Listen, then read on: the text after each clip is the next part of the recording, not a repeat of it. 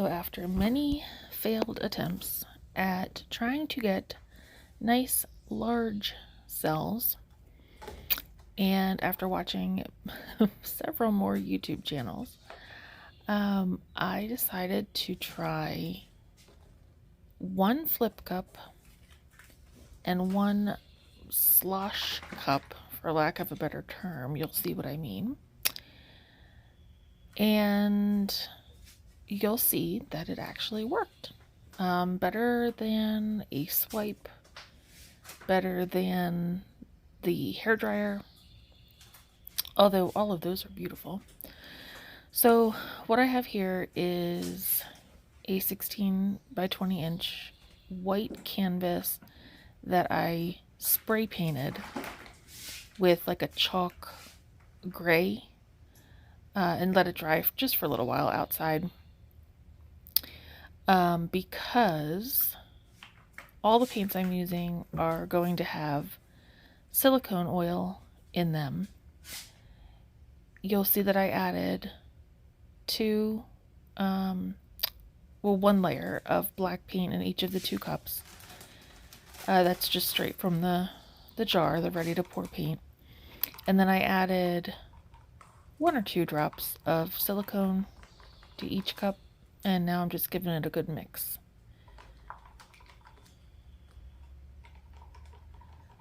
If you don't put a good base coat down on your canvas before pouring with silicone paints or paints containing silicone oil, then you're going to get these unsightly divots in the paint, and then the white canvas underneath is exposed.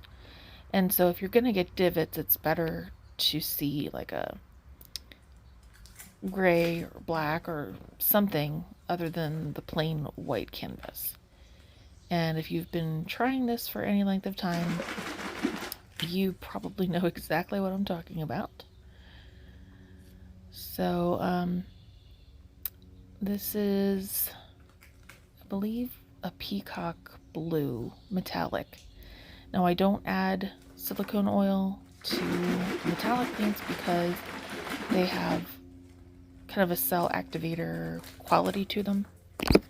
And so any extra silicone oil to those, I think, would just be overkill. And this is a gold metallic. One time I accidentally ordered what I thought was gold metallic, and it turned out to be like golden ochre or something like that, and it's this ugly like yellow color that I have a whole bottle of now. So I'm just topping it back off with that blue, making sure I have good contrast in color, meaning some dark, some light. I ran out of white paint, so I have no white paint in this. I was gonna flip it, but then I remembered this technique that I had seen someone else use, where you put just a piece of sturdy paper on top of the cup, flip it, and then slide it off. And this was the first thing I could find, and it didn't really work out perfectly, but I didn't really think that completely through. And then I was going to do it again, but because it was kind of sloppy, I decided to try a sloshing technique that did create some good cells for that particular YouTube artist, and you'll see that it was successful. So you just kind of take the cup and you just slosh it around. At this point, I'm thinking to myself, I know I need to wait. I know I need to give it time, give the cells time to develop. This cup, I didn't want to just lift it, so I'm going to get a push pin, and you'll see shortly I'm going to poke a hole in the top of the cup, which will allow science, gravity, to do its thing, and then the cup will start to flow naturally. The paint will start to flow out and the cup will move. Similar to an open cup pour, which I tried that recently too and did not get the giant cells that I've been looking for. So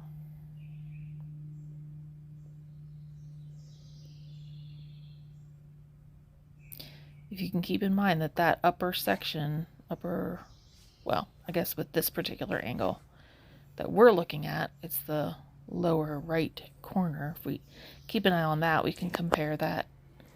We can compare those cells to the rest of the canvas to see which method created the better grouping of cells. And I'm just making sure, A, that the paint has come out of the cup completely, and then B, I'm giving the cells time to develop. This is something you cannot rush. And we're lifting and we are making some swirls and setting the cup to the side. Let the rest of the paint drip out. There's not going to be much left. And I'm thinking, be patient.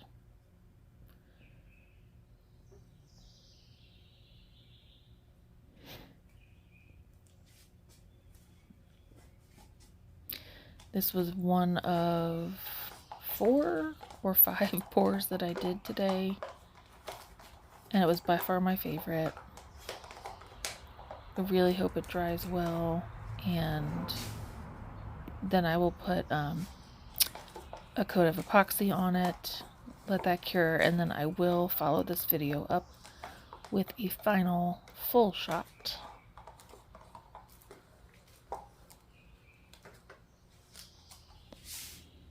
Me trying not to waste paint.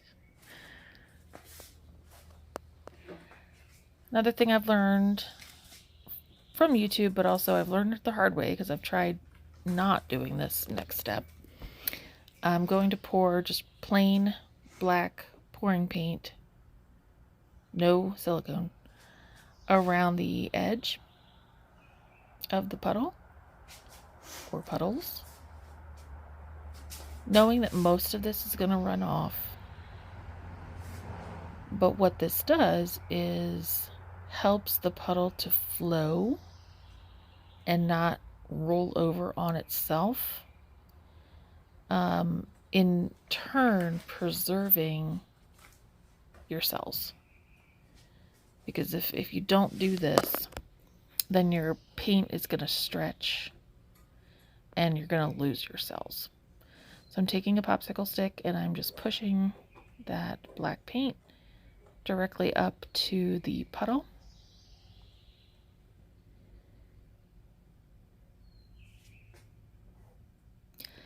All of the techniques that I use, I have learned from YouTube. Many different artists. Probably too many to name.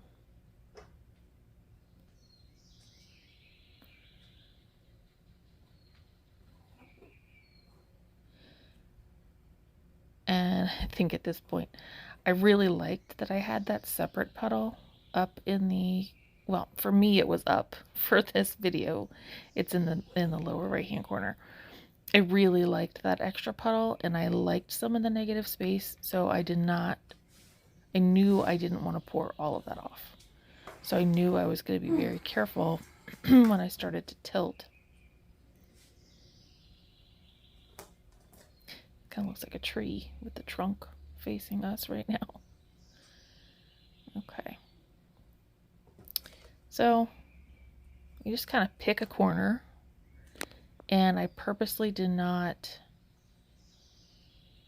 start tilting any of the puddle off yet.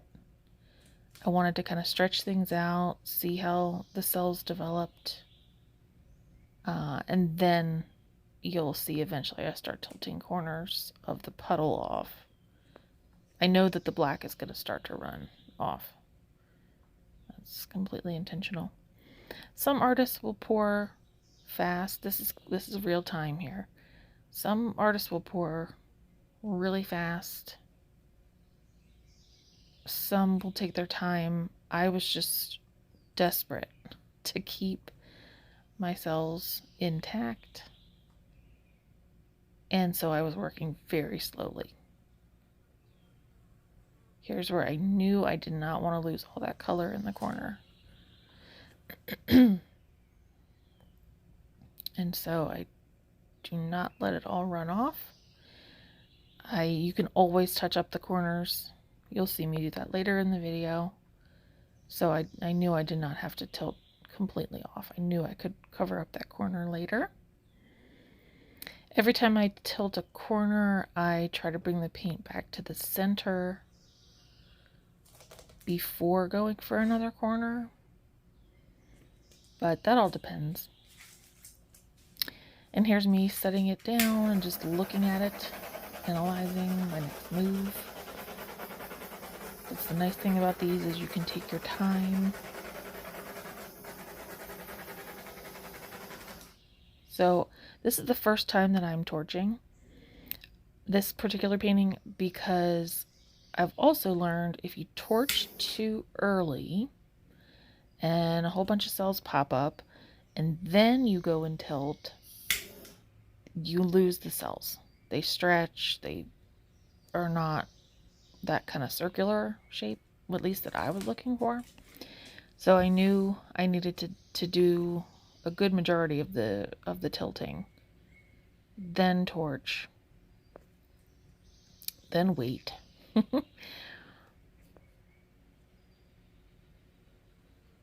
We're waiting. We're not very patient, so this will not be a long waiting period. But it was a nice, beautiful, hot July morning.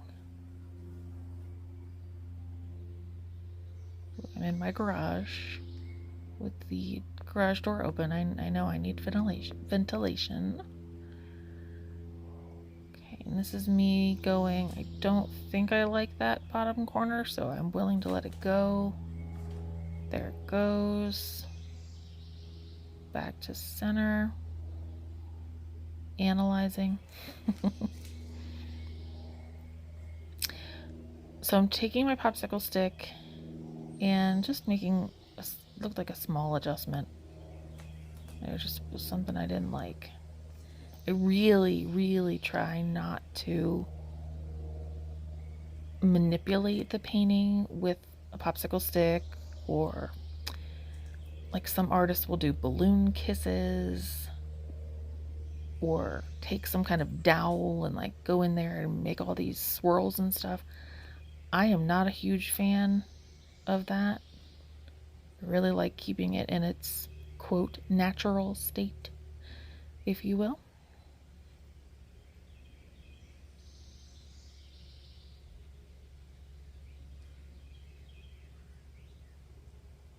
I did do a different pour today that I will upload a different video for, making flower petals with the blow dryer.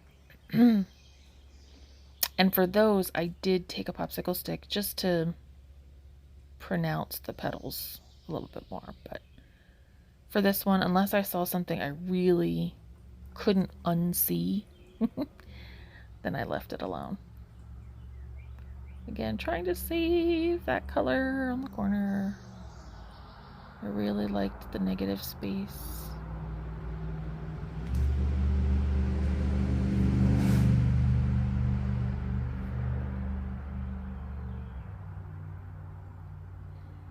And here's where I'm like sort of starting to breathe a sigh of relief, because I'm like, oh, did I just tilt an entire canvas and maintain large cells? All right, so I'm taking my gloved hand and I'm running my finger sort of under the canvas to scrape off the drips of the paint. Sometimes I'll do this with a popsicle stick.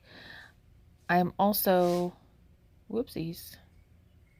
Oh, that was a transition that CapCut helped me make from one part of the video to the next. It looked like I bumped the camera. That was not a good transition, CapCut. Anyway, I was taking my finger and dabbing the corners of the canvas that were bare dabbing those with paint that had dripped off. One of my favorite parts of these videos that I've seen other people make, finally I'm making my own, is the close-up. Gorgeous. I love the mixture of colors, how there's multiple colors in the cells. No two are the same. Some of them look like eyeballs.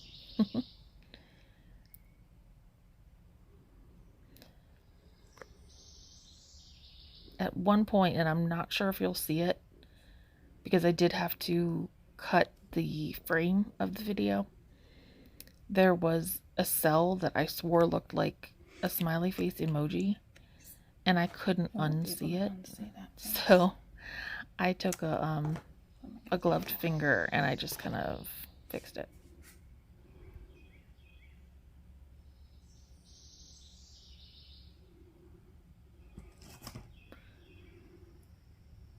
I just love it. It's like a combination of the galaxy and river rocks.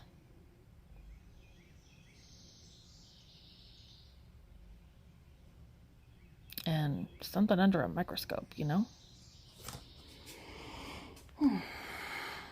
That definitely looks like an eyeball. Or an eye. In that lower left corner.